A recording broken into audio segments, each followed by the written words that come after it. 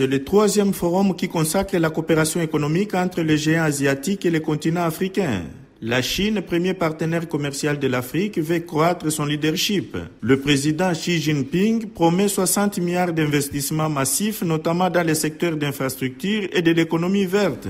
Conscient des critiques sur l'endettement de l'Afrique par ses financements, le président chinois s'est défendu en affirmant qu'il ne s'agissait pas de projets de vanité, mais qu'il visait à construire des infrastructures qui favoriseraient le développement sur le continent. Un autre soutien sans réserve du financement chinois en Afrique est venu de Moussa Faki, président de la Commission de l'Union africaine. Pour lui, les Africains savent ce qu'ils veulent. Je sais bien les inquiétudes exprimées ici et là quant au risque de surendettement et à ses conséquences. Outre le fait que ces risques doivent être relativisés, la réalité est que les besoins en financement de l'Afrique sont telles qu'elle se doit de saisir toutes les opportunités qui s'offrent à elle, et en l'espèce, si généreusement, par la Chine.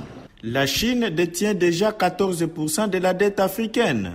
Cet argent a été utilisé pour la construction de ponts, de routes et de stades. Pour le Premier ministre congolais Bruno Tshibala, qui représente la RDC à ce sommet, son pays vient vendre à son partenaire chinois un projet intégrateur de construction du barrage d'Inga 3 dans le domaine de l'électricité.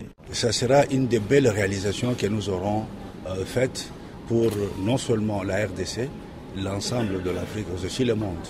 Il y a quelques préalables qui doivent être réglés avant d'entamer les travaux de construction de Inga 3, qui est un grand projet pour l'ensemble des pays africains.